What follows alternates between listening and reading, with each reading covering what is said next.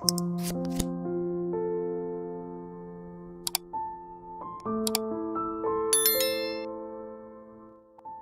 para pendengar cerita dan penikmat sandiwara.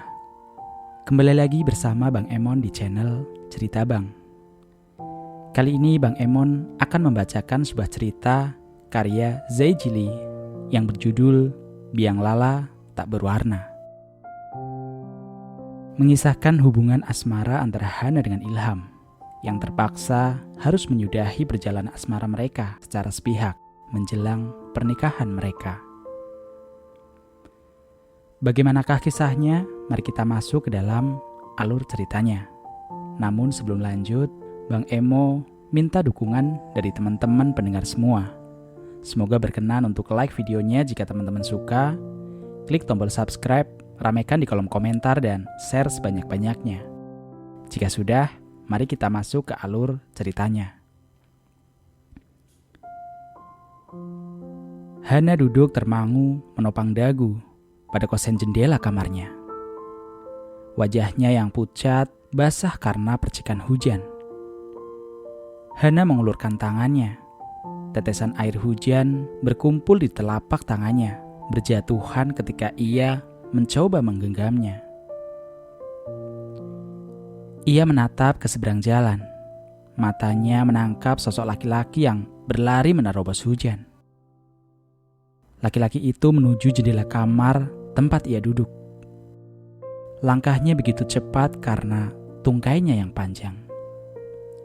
Hanya perlu waktu sebentar saja dan sekarang laki-laki itu sudah berdiri di hadapan Hana.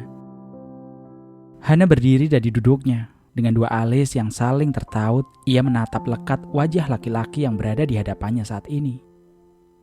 Senyum yang seindah bulan tergambar di wajah sang laki-laki. Lalu tangan dinginnya membelai pipi Hana yang basah. "Hai Han," sapa laki-laki itu di tengah derasnya hujan. "Ilham," balas Hana lirih, hampir tak terdengar. "Ilham," laki-laki itu merengkuh kedua tangan kecil Hana, lalu memandang wajahnya dengan lekat. "Kau adalah biang lalaku, Han. Biang lala yang berhasil aku petik dari cakrawala senja yang sangat hangat.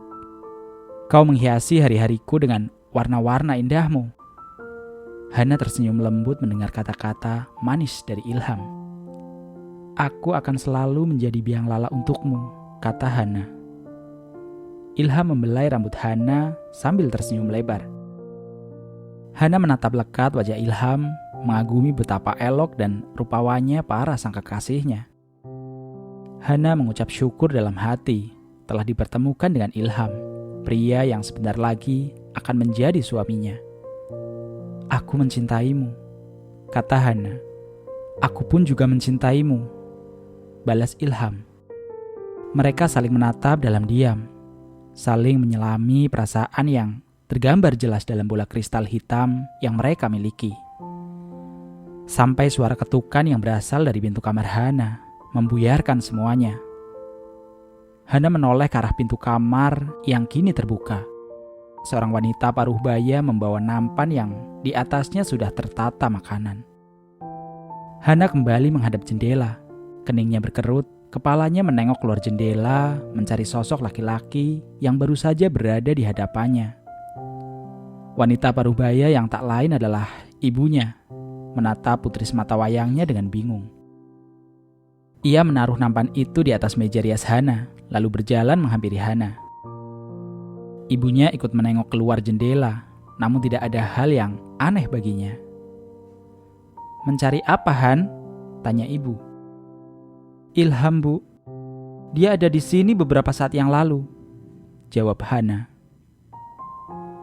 Ia masih saja menengok keluar, menyelidiki sisi-sisi jendela yang basah karena guyuran hujan.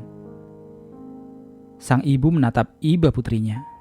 Hatinya sakit setiap kali mendengar nama Ilham terlontar dari bibir tipis Hana. "Hana," katanya seraya memegang kedua bahu sang anak. "Ilham sudah pergi, Han. Sudah lama sekali," sambungnya. Hana hanya mematung, matanya menatap nanar ke seberang jalan. Tapi dia ada di sini, Bu. Baru saja kami saling berbicara. Bagaimana bisa Ibu mengatakan jika Ilham telah pergi? Mata Hana mulai memanas, lalu jatuh setetes kristal bening di salah satu sudutnya. Tidak, Hana, itu hanya ilusi kamu semata. Ilham tidak akan kesini lagi. Dia tidak akan pernah menemuimu. Hana terduduk lemas di kursi. Kenangan 3 bulan yang lalu muncul di kepalanya. Saat itu, Ilham dengan perban yang menutupi kepalanya menatap langit-langit rumah sakit dengan raut kebingungan. Hana memanggil namanya dengan suara bergetar haru. Ilham menatap Hana.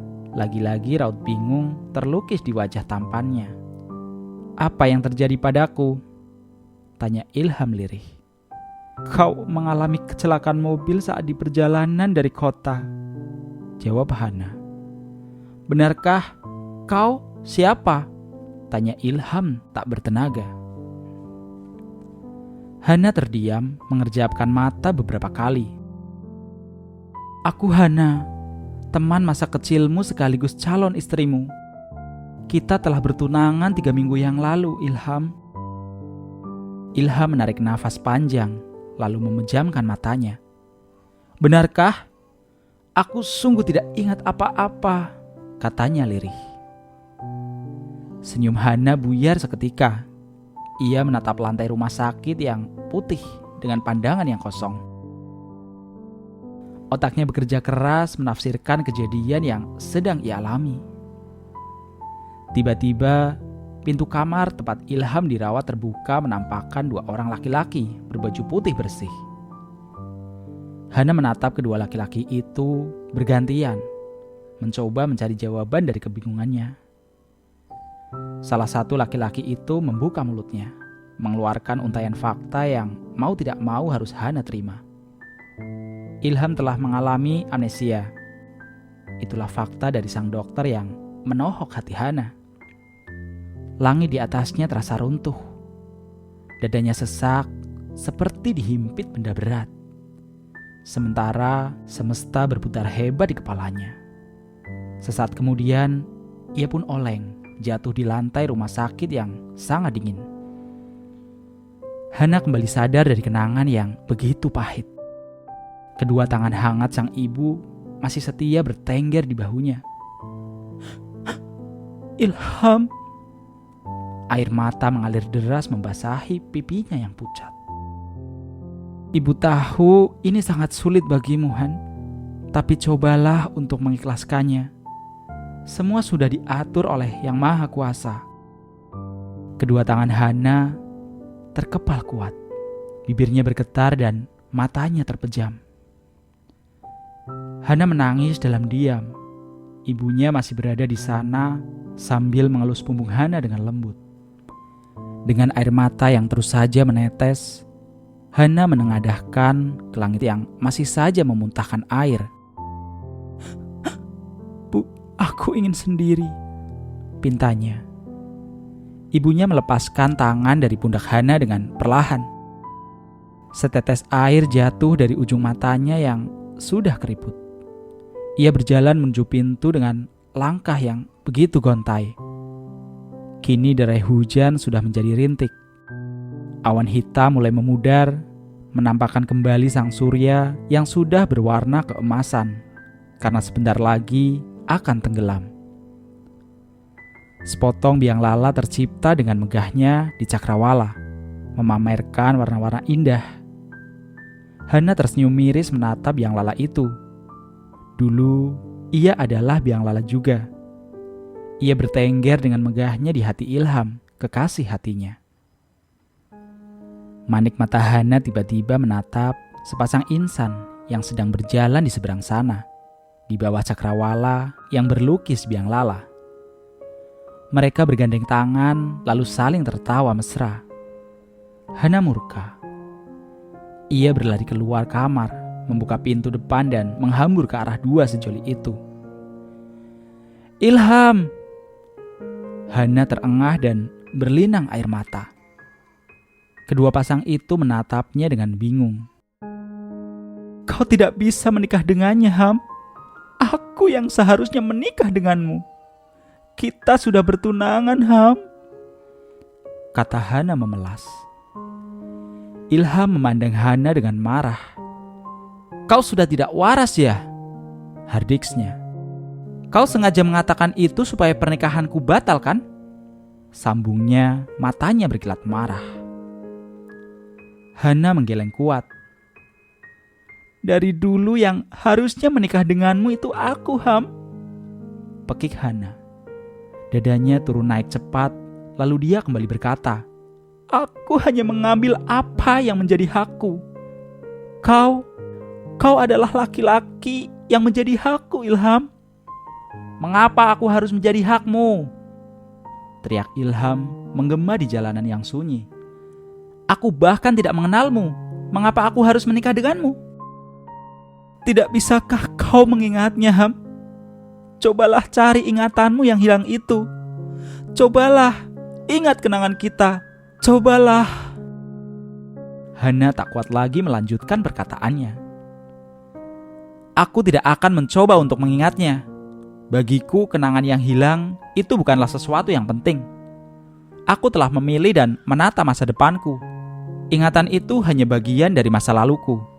Ilham mengakhiri kalimatnya dengan tegas, lalu menarik tangan calon istrinya yang sedari tadi hanya diam. Berjalan melewati Hana yang terisak hebat. Ilham berhenti beberapa langkah. Ia menoleh ke belakang, menatap punggung Hana yang bergetar. Aku minta maaf atas nama diriku di masa lalu yang tidak bisa menepati janjinya padamu. Kudoakan semoga kau bisa merelakannya dan kau bisa hidup bahagia dengan orang lain yang bisa menjagamu dengan segenap jiwanya, kata Ilham, lalu ia benar-benar pergi dari sana. Hana terduduk di tanah yang basah. Dadanya begitu sakit, jari-jarinya terkepal di tanah. Terlihat olehnya sebuah benda berkilau melingkar di jari manisnya.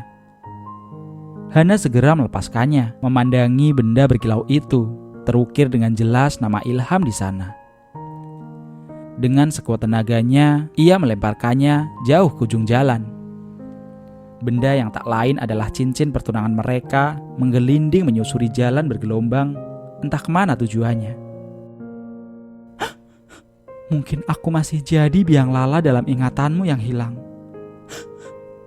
Tapi perlu waktu yang lama untuk menemukan ingatan itu lagi. Sekarang aku hanyalah biang lala tak berwarna, karena warnaku telah habis kau bawa pergi. Surya telah tenggelam di ufuk barat. Kegelapan perlahan-lahan menelan semesta. Satu tetes air bening keluar dari sudut mata Hana untuk yang terakhir kalinya. Dunia terasa berputar-putar di kepalanya. Pipinya jatuh mengenai tanah yang basah. Pandangannya mengabur dan kelopak matanya perlahan menutup. Dunianya menjadi gelap gulita. Demikianlah cerita Biang Lala Tak Berwarna, karya Zai Jili, yang diambil dari cerpenmu.com. Semoga ceritanya dapat menghibur teman-teman semua. Terima kasih yang udah dengarkan cerita ini sampai habis, dan sampai jumpa di cerita berikutnya.